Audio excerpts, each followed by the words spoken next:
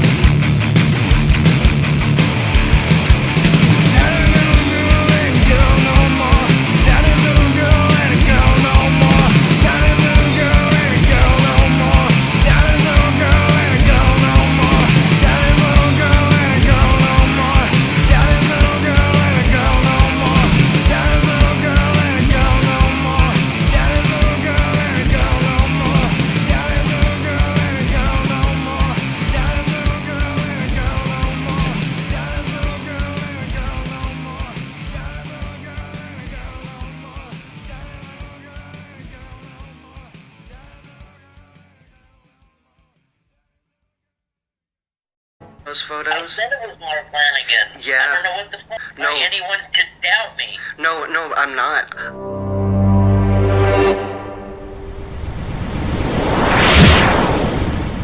Fucking memories. It's can be wilderness of horrors. Yeah. It's a ghetto with people with crowbars and shit ready to hit you over the head, dude. I know. Yeah. And there was some of that. Both me wielding the crowbar and getting hit with one as well. Yeah. Yeah, it wasn't very... It was just a lot of, it was like being buried under a mountain of bad memories daily. And so I just wrote it as fast as I could. Right.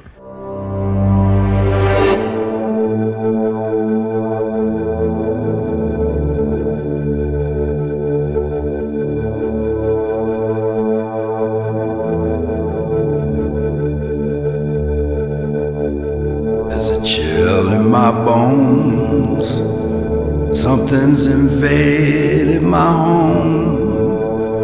Sunday night, 2:30 a.m. My hands are like ice, then on fire again. My last cigarette, the wages of sin. Just after midnight, there's a darkness all over.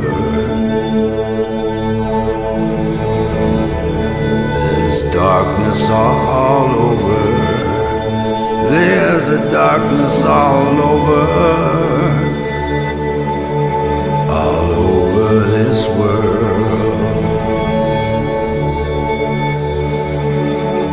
shifting the poles, the rise in the seas. From the corner of my eyes, see you looking at me, and it makes me wonder how long I got to wander. It's making me wonder how long I'll wander for the rest of my days.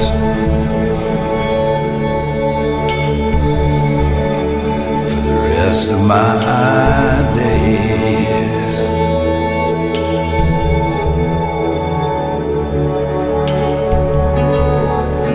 Do you know what I gave you? Don't think that you do. Gave you everything I had. Did you know that I loved you? I don't think that you do. Did you think that you knew me? Baby, you don't know me.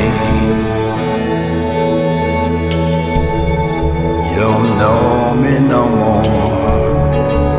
Sunday night in the AM, 2:32, my trigger finger all blistered and blue from 24 hours of turning the screw.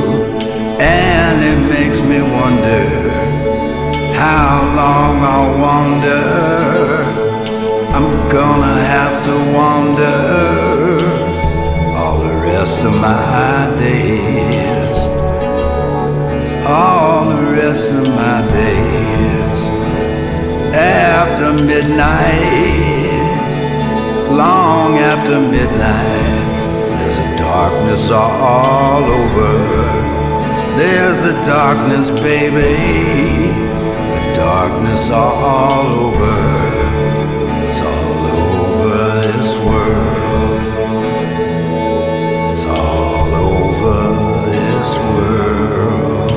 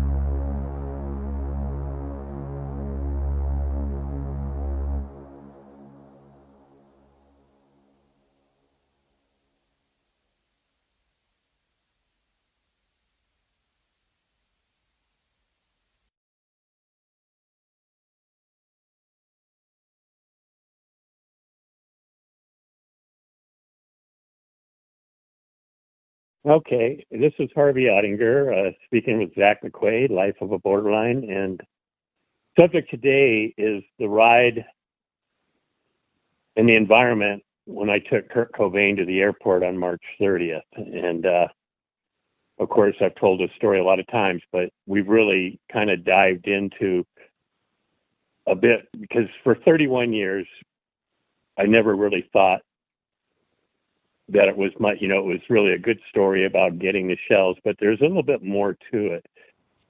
So what happened is I waited around about a half hour to 45 minutes at Kurt's house, and there was creepy guys. I mean, there was people looking through the window, and I'm just sitting there going, "Where's Kurt? Come on, I got to get him to the airport." And I have always described it as creepy. For 32 years now, that's basically how I describe that wait at Kurt's house on Lake Washington Boulevard. And finally, he just showed up, dropped in, and we had a really uneventful ride. He was very quiet. I didn't know he was going to rehab. And then upon arrival, of course, as he exited the vehicle, I let him know we had him there in plenty of time. And he just, upon exiting the vehicle, he realized that a box of shells were in his carry-on bag. And he was very surprised that those shells were in his carry-on bag. And he said, "Oh, F," and then he proceeds to tell me how he had bought a shotgun and shells earlier that day. The shells were in his carry-on bag, and never really thought much about how those shells got in the carry-on bag. But what was striking and what was incredibly memorable was Kurt handing me the shells and just, he had very powerful eyes and just locked his eyes onto mine. And he told me twice that it was really important that I get him back to his house. And I never did. I didn't. I had two jobs. I felt terrible. I don't know. I didn't know who to turn him to. I didn't know where to put him, and it was kind of a weird experience. And of course, I knew Kurt had some problems in Rome earlier where, what was then known as an attempt on him taking his life, which of course is controversial now. But now, I've really done a lot of thinking because, of course, fast forwarding a little bit, we'll go back, but fast forwarding, when Kurt's body was found, I made a police report at 11:45 a.m. Very simple police report to Don Cameron, who was really on site at the Lake Washington home. They hadn't announced it was Kurt yet. I thought he had, possibly shot somebody for protection or whatever. Anyway, that police report was made, and Zach has copies of it. It's never been changed. The only problem that I think we talked about last time is it said it was done by Davis, and of course that was on the last podcast we did. So anyway, on April 12th, 4 days afterwards, and it was already declared a suicide, and I didn't know this, but Dylan, they had inquired Dylan, and Dylan called in and stated he was in the car with Kurt and I, and that Kurt had told me to keep the shells, and that was the last time he saw Kurt. Well, for me, that was a transformational moment. A year and a half ago, I did not know that about that report, and of course, at that point, everything changed. For 31 years, I believed Kurt had taken his life, and then I knew it didn't because I'd been involved and people were questioning me, and that's how I found out. And I'm like pissed, very upset. Like, what the hell? Why didn't the police at least follow up Don Cameron and say, "Hey, I don't think it's a big deal, but I thought that we spoke to a person named Dylan Carlson." I didn't know who Dylan Carlson was, but he said he was in the car with you, and he said that Kurt told you to keep the shells. And of course, that got Zach, and I've explained this to Zach, and that got our wheels turning, and I've been reliving those moments. And what's really struck me was that Kurt and that look in his eyes, giving me, and I never had time to ask him, like, "Are you okay, or is something wrong?" He had to get that flight, so he handed them to me, insisted I get him back, and it went, that was the last time I saw Kurt. Well, now, because he was so surprised, we're getting to believe, and I don't have any proof of this, but were those shells planted? For him to get busted going through security at the airport, sending him home, and of course this would have been big news probably. And I don't know, maybe going back, they might have already had a murder plan hatched for him. But what I can't get over is that we kind of figured out that he caught them planting the shells, and he was going to go to rehab, but he wanted me to get those shells back to let them know that he knew what they did. Mm-hmm. He knew they would set him up. And that kind of goes into the next step. Is like why he got to rehab. I mean, I think he checked into rehab March 31st. I don't know what he did March 30th. He would have gotten into LA very late, probably 10 to 11:30. But I believe Danny Goldberg, his manager, I've had somebody said that he's the one that drove, and he sat with him on the airplane. I didn't know Danny Goldberg, but he was his manager. Mm-hmm. But anyway, I think that these things really got Kurt angry while he was at rehab. And of course, there's another story that he got a Vanity Fair magazine that highlighted Courtney's interview that she had cheated on Kurt with Billy Corrigan of the Smashing Pumpkins. And that would have been another thing that would have absolutely enraged him. And so those are the reasons that I believe he left rehab on Saturday and flew back to Seattle. Meaning it wasn't because he wanted to leave rehab. I mean, he probably wasn't happy there in the first place. But I think he was going back to Seattle to square things up, to get the kind of the parasites out of his house, let him know that Nirvana was ending, that everything was going to change. Courtney was going to, the divorce, and he went in back to Seattle to clean house. I can't guarantee that, but I'm just trying to add things up because it makes sense. And of course, he went out. He got back. He got picked up at the airport by Seattle limousine, a lady named Linda Walker, and that's all chronicled. Mm-hmm. But what we don't know. And, I think that he went back and he pretty much, Courtney had been trying to get rid of him. And of course, but anyway, he was murdered. Basically when he came back, he probably raised hell, let him know that the gig was up. And that's when the murder plot probably occurred, and they took him down. And I think Zach has put the time down to 2:32 a.m. on Sunday morning, which would have also been daylight savings time. I believe would have just kicked in, or maybe it was that following. I can't remember, but yeah, that's the thing. That's why people were like, maybe Sunday night in the AM possibly means Monday because daylight savings happened at that time. But right, and that's where my story ends. But I keep thinking, why was he so surprised the shells were in his carry-on bag? And another thing, too, that I kind of got through today, the shells never showed up on the receipt. And, of course, when the body was found, it had the receipt of the shotgun shells. I mean, I'm not the shells, but the shotgun with no shells. But, of course, my story is validated by my police report. And plus, that's just the way it just was the truth. I want to add this too. So Dylan shouldn't have known about those shells and returning them, Kurt returning them to you, unless he spoke with Kurt when Kurt came back from rehab, and we know because of Joe Byrne. Exactly. Yeah. Right. So on the 12th, he stated to Cameron that was the last time he saw Kurt, but he knew about the shells. Well, how did he know about the shells? Yeah. And that's where. It's like, how did Dylan know about the shells? And the only way he would have known is if he had talked to Kurt and Kurt had told him and had maybe got upset at him that what the hell did you do? Confronting him just like he wanted you to do by returning the bullets for him.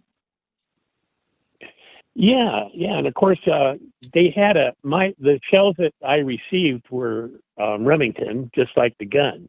20 gauge, what they call bird shot, which is a very small BB used for game, upland game. It's not, you wouldn't use a shell like that. But anyway, they managed. I don't know how he got the the shells that he was shot with were Winchester shells. Same gauge, meant for a 20 gauge shotgun, which is, primarily used for grouse and pheasants and that type of hunting. I believe you did go out and get them too on Saturday because you didn't return them because some of the BBs were taken out just like his grandfather taught him how to do so that you don't really hurt whatever you are shooting. Yeah, I mean, the force of a shotgun, depending on the gauge, it has more power behind it. Birdshot is not really a killing shot. Not like if you shoot somebody with birdshot, if at 30 yards, they're going to survive. But, up close, it would certainly do the job. But as we well know, his head wasn't blown off or anything, or the top of his head. The BBs never even, penetrated the skull. They stayed all in his brain. But anyway.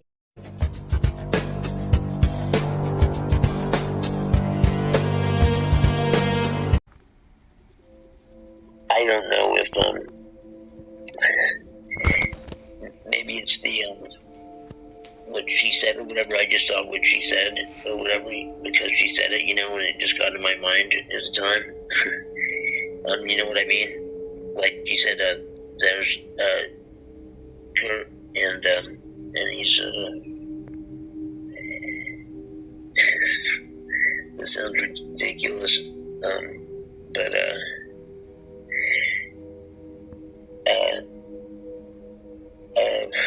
red dress. Yeah, really fucking strange. Yeah, I know. But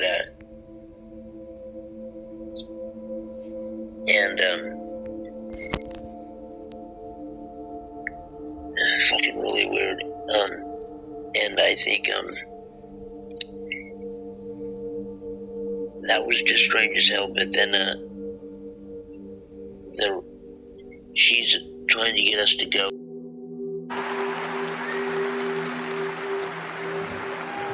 I have a big speech, but I'm not going to say it. Hi. We all start bands when we're kids. And this is my family I'm looking at right now, all of you. Brother Michael, Brother Chris, Grandma Wendy,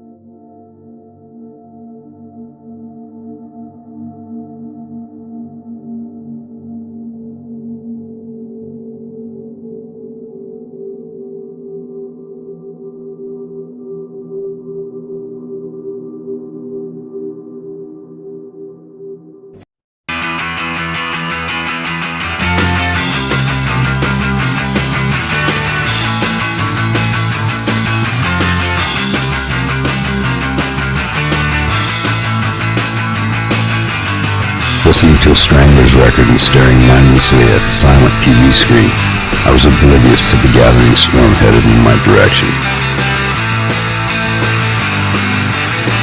It's not the truth I see, it's just a mockery. Don't need to waste my time, I really tried. You take and never give, make it so hard to live. I'm hanging on a leg, push me over the edge.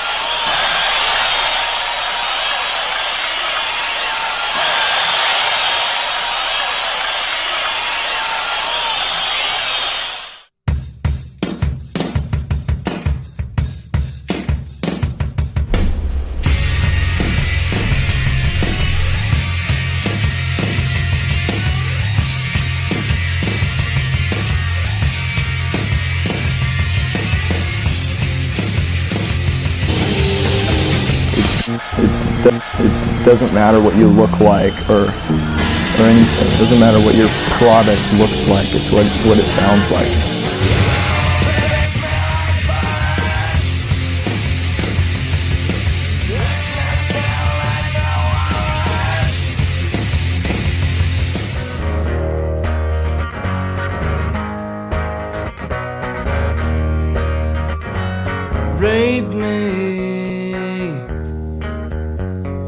Rape me, my friend.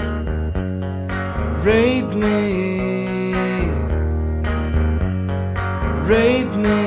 again.